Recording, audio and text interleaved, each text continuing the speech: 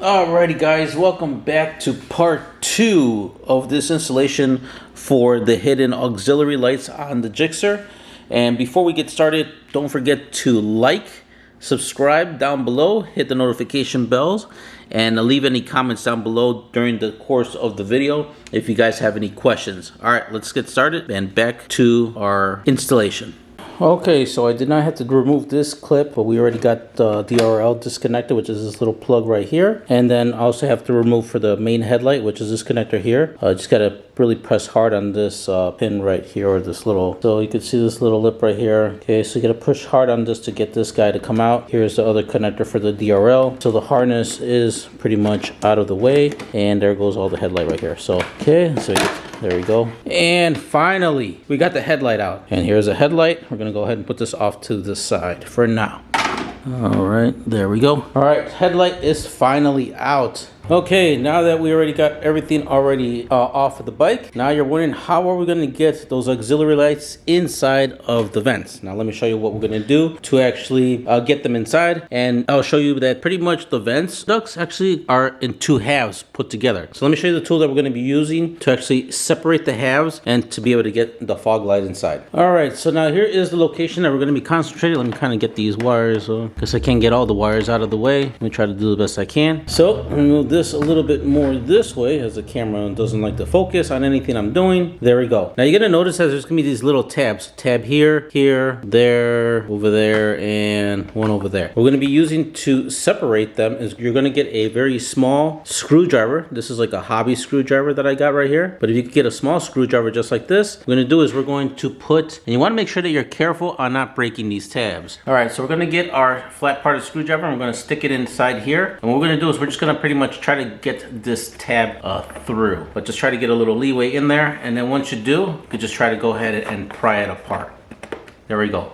So that's how you do it. I got my hand inside to kind of separate it, and then you want to do it again over here, and keep your hand in here, because if you let go and you take your hand out, two halves are going to want to close again. So just keep on going and working your way until you get all of the little tabs already separated. Okay, once you get all of your little tabs separated, as you can see I already did, now we're able to actually get this apart. We're not going to be able to completely separate them. You could if you remove the bottom part, but we don't really need to do that. All we want to do is just have a little bit of leeway when we're working inside the vent to, get our hand inside and, just kind of get access to this area. So we really don't need to take it completely apart. Okay, so next we're going to do is we're going to go ahead and get our fog light, auxiliary light out of the box. Let me go ahead and turn on some lights here. All right, so let's go ahead and get it out of here. You're going to notice that inside the package, you're going to get a lens that kind of disperses the light a little bit more. So if you're looking not for a spotlight look, put one of these lenses in and it's going to disperse the light a little bit more. But I want spotlight because I want my lights to go the distance. I'm gonna get the light out of here. All right, so here is the light right here in all of its glory. So this is how it looks like. All right, in order to get this lens, if you wanted to do that, in order to get this lens in here, you're gonna have to remove these screws that are located right behind it. So there's 4 screws, 2 here in the bottom and 2 there on the top. Once you remove those screws, you're able to take this cover off, remove this lens, and then put this other lens in its place, the cover back on, and then tighten all the screws in. And that's pretty much on how you do it for that. So next we're gonna do is we're gonna remove this little plastic cap, and we are going to go ahead and tighten this bolt, not like completely tight, but we want to make sure that it's somewhat tight so that when we're putting it on the bike, it doesn't just flop down, or you can see how flimsy it just moves right now. We want it to be able to set it, give it a little pressure to set it, and it holds in that department. Here are going to be the tools we're going to need to tighten down these bolts. Now we're going to need a 4mm Allen key, and this one I just have it with a little ratchet, makes it a little bit easier for tightening, or if you have the L shape, that works as well, and that's going to be for this bolt here. This is a 4mm size. On the other side is going to be a 10mm. You could either use a socket or open-end wrench, and this top one is going to be a 13mm either socket or open-end wrench. Now both of these bolts actually come with the nylon insert, which is really good, perfect, because you could also use Loctite as well, but having that nylon insert really makes sure that this thing is not going to vibrate and come off loose. But if you wanted to do for extra added security and measure, you could do a little thread tape and some Loctite to really ensure that this is not going to go anywhere. Another thing, these two pieces didn't come come with the fog light set or the auxiliary light set, but these are going to be the spacers that you want to get in addition with the bolt, because once these this is like under high tension, you know, once you smash these two together, kind of creates that tension so the bolt doesn't come, you know, vibrating off.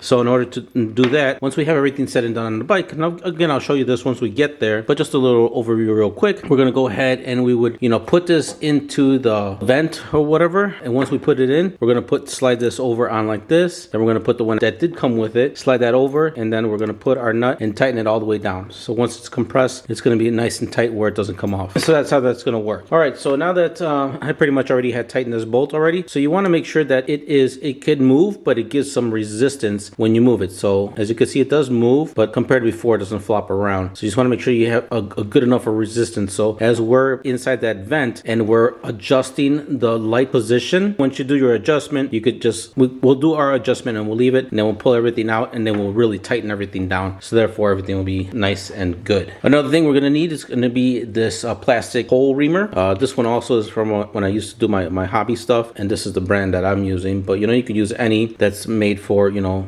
cutting circular holes in plastic. This is what I'll be using, and this is what you're going to need. You don't want to really use an electric drill because you don't want to mess up. It's pretty much, you want to use a hand reamer, which is best for this application. All right, so now we're at more level with the air vent, and as you can see, it's kind of dark, so let me get my flashlight and shine some light in there. All right, so we're gonna get our auxiliary light, and what we're gonna do right now is we want the light to kind of be in this area, you know, like somewhere right there in the middle. So once we get it in there, we'll kind of eyeball it, and then we'll make our hole on the top and put this in through. So real quick, I'm gonna try to do the best I can, and while I'm in there, I'm actually gonna clean in there because it looks really dusty. I know once we start riding the bike, it's gonna get dusty again, but you know, I like things to be kind of clean at the beginning. All right, so real quick, I know my light's gonna kind of be moving all over the place, but bear with me guys as I do this so I can show you. All right, so you're gonna see that there's gonna be this divider or whatnot on the vent, and you can actually move this. Once we separate the halves, you can actually see it comes off. Well, not completely off, but you're able to, sorry for the light guys, you're able to actually kind of move it around or whatever. All right, so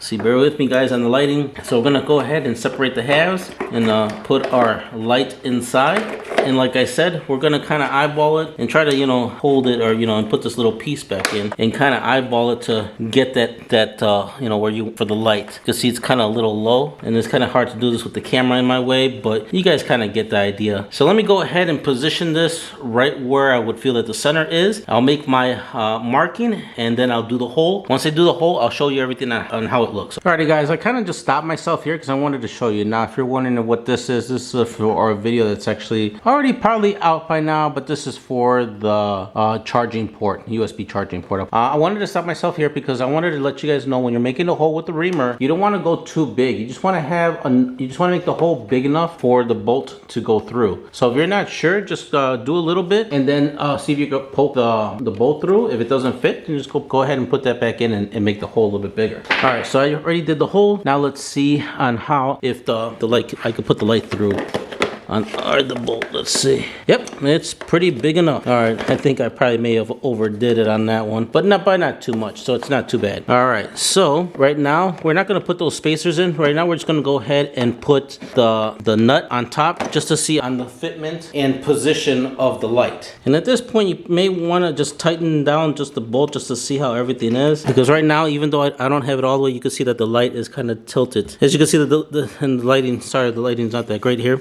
Actually, I'm gonna get something else right now, but now that I think about it, you can see the light's kind of tilted down a little bit. So I'm gonna go ahead and get some extra lighting so you guys can really see what I'm doing here. But at the same time, I'm gonna go ahead and tighten down the bolt that's up here to really get everything nice and tight. All right, so I'm gonna go ahead and, like I said, I'm gonna tighten this bolt down just so that everything can be nice and like where it's supposed to be. But we're not gonna finalize it yet until, you know, we make our adjustments. Okay, I already got the bolt up here already tightened up. Now what we're gonna do is we're going to adjust the light, you know, accordingly. Right now you can see it's a little bit pointing down. So I'm gonna go ahead and put my hand in there, and I'm just gonna move it up there to where you think it's going to line up good. So at this point, we're not gonna really know on how the beam pattern is going to be on the street. That's gonna be coming up in a little bit. But as right now, we're kind of just angling the light to make sure that everything is, you know, somewhat aligned. And meaning aligned is, you know, the position of of where the light is. Now, if you install the light and you notice that your light is a little bit more towards this way, or make another hole and then align it over. If you feel like it's more to this way, you know, just make another hole and find the position. Because don't worry, because even if you make a mistake, we're able to cover that hole and make everything okay. So once you find your center position, I think that's a really good spot. But again, we have to connect the lights, and we're going to go out on the street at nighttime to really align the lights to make sure that the pattern that we're going to see on the street once we have everything together on the bike is going to be good. Because you don't want to think that you have it straight, put everything back and find out that your beam pattern is like this or whatever. As you can see, I already have this light over here because whatever I do on one side will be the same on the other side. And actually that kind of looks menacing a little bit because of the angle of this. Now, okay, so now another thing is that once you have the light centered, you want to make sure you have the mirror copy on the other side. Now, to do this is going to be a small trick that I'm going to show you right now. Sorry guys to leave you on that cliffhanger, but that's going to end this video. And now stay tuned for the next video, which is going to be part 3 of this installation guide. Again, I've been trying to make these cutting down these videos a little bit shorter, so therefore around 10 minutes or so. Stay tuned for the next chapter and catch you guys again later.